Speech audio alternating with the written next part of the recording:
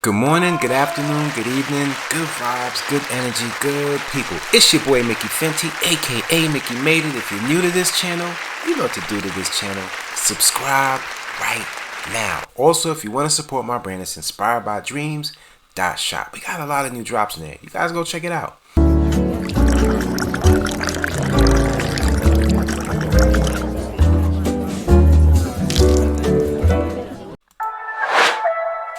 Mickey made it. Mickey made what you made, Mickey? Mickey made it. Salute, Mickey.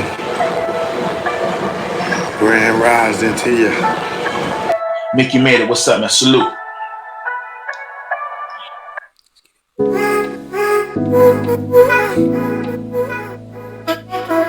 I split my time between Montreal and New York, and there are a lot of cultural differences that I noticed, but the biggest one is the difference between Black American culture and Black Canadian culture. I am a first generation Black Canadian, which means that my parents were immigrants. They came from Trinidad, and that is the case for most of the Black Canadians in Montreal. They are either immigrants themselves or are the children of Caribbean immigrants, most notably being of Haitian descent. Because of this, most of the Black population in Montreal is Haitian and French speaking. So if you're like me and you're primarily Anglophone, it's hard to find other English speaking Black folks here. Because of this, the Black community here is incredibly segregated. Whether you're Haitian, whether you're Jamaican, whether you're Trini or Guyanese, there is a lot of individual island Caribbean pride versus in the United States, if you are Black, you are Black. Now, the thing about Canada and about being a Black Canadian is that we grew up on Black American culture as well as Caribbean culture. So we grew up watching BET. There exists a difference between Black American culture and Caribbean culture. We do not have the same connection to American slavery in the same way that Black Americans have. And as such, there are some cultural differences. As a result of that, the Black community in the States is a lot more unified. The existence of exclusively Black spaces is a lot more prevalent. And that's something that I enjoy a lot as an English-speaking Montrealer who can find English-speaking Black spaces in New York and in Brooklyn. Whereas here in Montreal, most of the Black spaces are predominantly Haitian and French speaking. This is a huge difference for me as somebody who likes to be in Black spaces. Okay, we need to discuss how concepts such as Minnesota nice, Midwest nice, Southern hospitality, and Canadian politeness are rooted in Northern European cultural norms, which value the suppression of emotions and the external presentation of a well-kept and nice persona. In contrast, some Hispanic, Black, and Asian American culture value the open expression of emotions, both positive and negative, and what some might consider to be brutally honest or overly expressive as a way to be completely authentic and foster understanding among individuals and the community. Later. So I saw an American woman, a Black American woman, going off on someone in the comments. She pinned it and she said that Canadians have no Black culture, and that's true to an extent. Shout out to all my Nova Scotians, all the Black Nova Scotians, because they are heavy in Canada and they've been here for generations. So they actually have a Black Canadian culture. They represent like 10% of us though. The 10% of the Black people in Canada. The rest of us, mostly the ones I'm talking about, are in Ontario. I don't know about anywhere else in Canada. You guys might have roots there. I highly doubt it.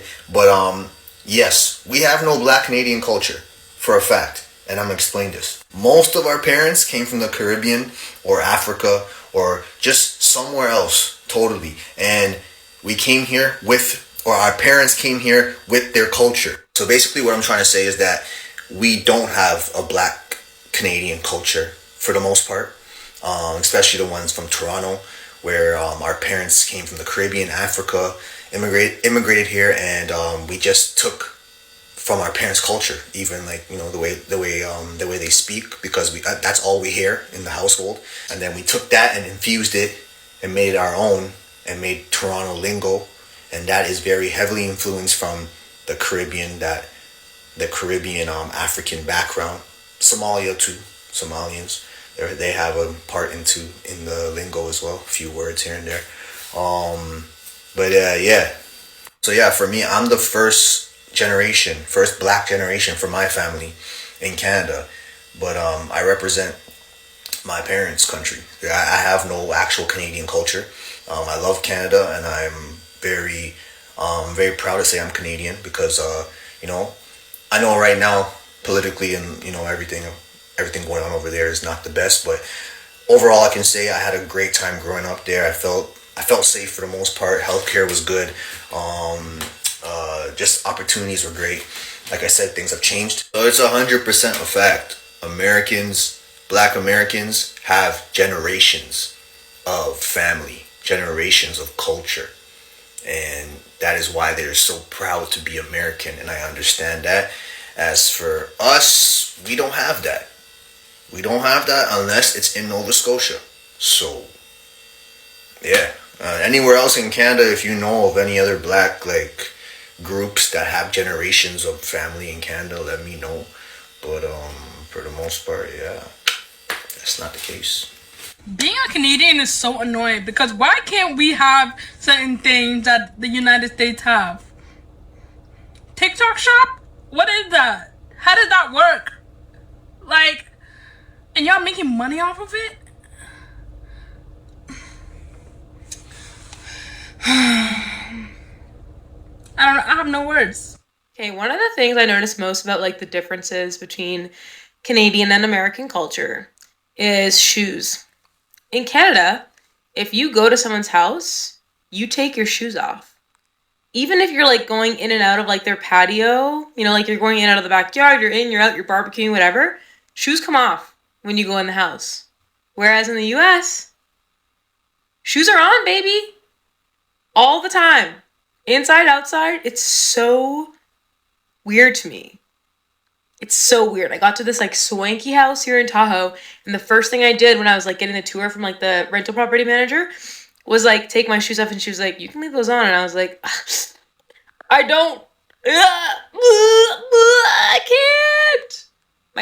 My Canadian ancestors are rolling over in their grave. So I personally feel like we don't learn these things because then they have to take some sort of accountability, some sort of ownership, and that's the last thing they're trying to do, because then that means that they have to take steps to make amends, and usually that means financial compensation, and again, they're not trying to do that. Canada likes to have this good guy image or this savior image, and talking about what they really did to black people and what they continue to do to black people only tarnishes that reputation, and so of course they're not going to be the ones to teach that. Why would they want to ruin their own reputation? And even now that bits and pieces of these things are being formally acknowledged by the Canadian government, they're skewing it and they're trying to make it not as bad as it was, right? They talk about enslavement. It's okay, well, we enslavement was a thing here, but it wasn't as bad as America. And it's comparison is not fair in this sort of situation. I also think people forget that whatever problems America had, Canada also had. We were both colonized by the British, and that imaginary border didn't exist back then. So the problems are the same. History is very much the same. I split my time between Montreal and New York, and there are some cultural differences that I've noticed that I will always point out because they're so irritating to me. The first one is, in Montreal, when you are at dinner with your friends and you're a group of 5 people, 6 people, you all order and you ask for separate bills, okay? You will receive a bill with only what you ordered. You don't have to ask them to do it. You just say, separate bills, and then you get a bill and it's just with what you ordered. You don't have to have a conversation. They'll take 6 different cards, okay? One person doesn't have to put their card down, then you have to go and Venmo them. Also, we don't have Venmo because we don't need to, because we can pay for our own freaking meals, okay?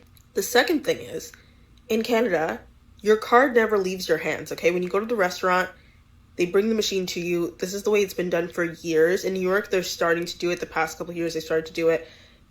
But that's relatively new. This is just how it's been in Canada. They bring the machine to you, you tap, we're good. Where are you taking my card? This is why you guys have so much fraud in the US.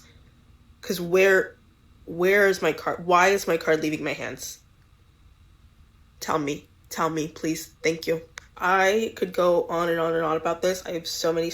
No hostility to this comment or anything, but one thing that I really don't care for in a lot of like socially progressive conversations is the accusation of equating. Because 9 times out of 10, when I see the idea that like, oh, it's bad to equate certain things, I typically don't see them as being equated. They're being compared, they're noticing similarities, but they're not being equated. Whenever I hear the criticism of like equating things, I think about this rap bar from Homeboy Sandman who says apples and oranges are both sweet and both round. A reference is made to comparing fruit, ignoring simple truths, communications broke down. And I think about that all the time because things don't have to be exactly the same or equal or equated in order to be similar enough to be relevant or to be similar enough to be justified or valid. To take this back to the conversation about Drake, one thing that's being, thrown around or discussed or argued in regards to this beef is whether or not Drake should be or allowed to say the N-word as a Black Canadian. And this is essentially what inspired my first video on the topic, where people are suggesting that Black Canadians shouldn't say the N-word because they don't have the same experience as Black Americans have with the N-word. And I would agree that they don't have the same history with the N-word because they're Canadian and we're American. They have Canadian media, they have Canadian social and demographic contexts, they have a Canadian history with Black people. They are not American, so they're not going to have the American history with the N-word. However, that doesn't mean that they don't have any history with the N-word, and that doesn't mean that their history with the N-word isn't substantially similar enough as to make it make sense that they would reclaim it in a way that is similar to how Black Americans have reclaimed it. Now, perhaps the argument can be made that Black Canadians do not have a substantive history with the N-word, and that they did just appropriate saying the N-word from Black Americans. In which case, fine, you can make that argument. But what I'm saying is that the people that I've seen begin to make that argument do not show an interest in understanding what it means to be a Black Canadian and the history behind that. And they show no evidence of actually knowing anything about Black Canadians. So to take it back to my original point, not equating the Black Canadian experience with the Black American experience, simply saying that in order to claim that they're similar or to claim that they're different in a way that is substantive, you have to actually know both. Otherwise, you're just assuming that there's more differences than there are similarities, when in all likelihood the opposite is probably true in this case. Hey, ain't nobody over here scared of no damn Canada, man. Homie, we Americans, bro. It's crazy here. I grew up in the gangbang capital of everything, bro. Los Angeles, California. Inglewood to be exact. Ain't no Canadian scaring me, bro. And I'm pretty sure that anyone that grew up in Compton, Watts, anywhere of these other places that are gang infested are not scared of Canadians. Throwing around idle threats, talking about what you gonna do and who you gonna ride out for. Canada, y'all got something majorly screwed up, bro, because y'all must be under the impression that we need y'all. When in reality, you need us. We supply the entertainment, bro. Bringing Drake over here to let him do whatever the hell he did not make all of y'all the shit. That's one person who came over here and was able to infiltrate some music and has done a good job for himself. Whoop de fucking do. That ain't got nothing to do with y'all. Please stop throwing around these wolf tickets and idle threats, bro. That ain't scaring nobody over here, bro. We don't need you, niggas. Crazy, crody, goofy ass thing. We don't need y'all. And last I seen, Drake ain't even said nothing about you or probably don't even know nothing about you, bro. You just another one of them goofies trying to benefit off this situation. But you putting out threats to LA cats like they gonna be shook or scared, or putting out threats to people from Compton and Watts that are, like, bro, there ain't nobody scared of y'all. Nobody's scared of y'all, bro. Now, I'm sure y'all got some dummies out there that shoot. Yeah, that's cool. But ain't nobody, about to give y'all no hand claps for that because y'all got a couple of crash outs. We got tons of them. Tons of them. The family, you're going to get hurt, family. Shut up. Ain't no scared of no damn Canadians.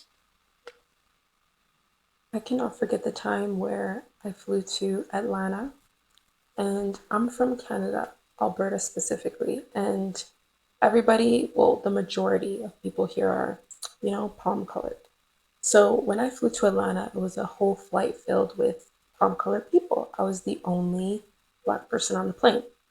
And I will never forget to this day, when we landed in Atlanta, the whole entire crew was Black. They had the crew change, and it was like every single person was Black from the new crew. It was crazy. Like the shift was night and day. And I remember people were getting their luggage, their carry-on from the compartments above. And they went through and the staff was just like waiting to clean. They're going to go through and they weren't saying anything. And they saw me, and each and every single one of them was like, welcome, welcome. Hope you had a great flight. Have a great stay. Welcome. Only to me. And I was traveling with my friend who is also, and they never said anything to her, just to me, even on the way out. Like the staff at the airport were smiling at me. They were saying hey to me. Like people were just like overtly like out of their way to say hi or acknowledge me in some way because I was Black. Like, let's be real, because I was Black. But I loved it though, because I don't normally get that being from Alberta. And so I noticed that difference. And so did my friend. They're all saying hi to you because you're Black. And I was like, I know, like, I'm enjoying it. Why are you singing like it's a bad thing? I love it. And even while we were in Atlanta, it was just so refreshing. Like, I didn't even realize that I don't see as much people like me every single day. You know what I mean? Like when you just live in a place like Alberta, you're just used to it. You're used to seeing who you see. You're used to not seeing as much Black people. And if you do see as much Black people, you're kind of shocked. You're like, what's going on? Like Black people outside today. Like it's a joke here. Like when we see a lot of Black people, we're like, everyone decided to get outside, and it's just because we're seeing a lot of Black people.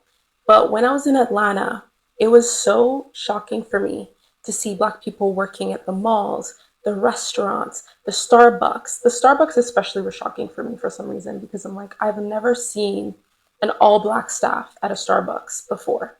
Like I barely even see one here.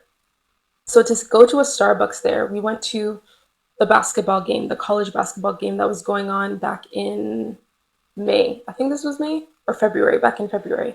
And the whole entire Starbucks was Black folks. From the cashier to the barista to the person giving samples, everybody Black. Everybody Black. And they were complimenting me on my hair, they were kikiing in the back. And I was just like, I've never seen this before. And that was just so shocking to me. That's like, people can live their whole lives without seeing too many people that look like them. And that has a mental effect on you. But when I went there and I saw everybody, like the majority of people looked like me. We even went to like the expensive stores, the luxury stores, and it was Black people working. And I was just like, this is Atlanta, y'all got something. Y'all got a little something out there. So that was one of the best trips I've ever taken in terms of experience, in terms of food, the food. Oh, let's not even go there. But it was just amazing. And because of that as well, for the first time other than Texas, I was in a place where the majority of people looked like me. And that's just wild to me. Growing up in a place like Alberta, where you don't get that, that was wild. So Atlanta owes me nothing. I love Atlanta. Okay, just keep that in mind. We are all together. And so there is a thing. So, Black British culture, some people say they don't feel like it is a thing and it doesn't exist. And some people think that it does. And there's just different dynamics that we both share, and some things that we do different. So you guys let me know down below in the comment section how you feel in this conversation. And if so, we can continue it on my morning show, Mondays, Wednesdays, and Fridays at 9 a.m. Appreciate you guys for tuning in, and I love you guys, and see you until next time. It's your boy Mickey Fenty, aka Mickey Made It. If you're new to this channel, you know what to do to this channel. Subscribe right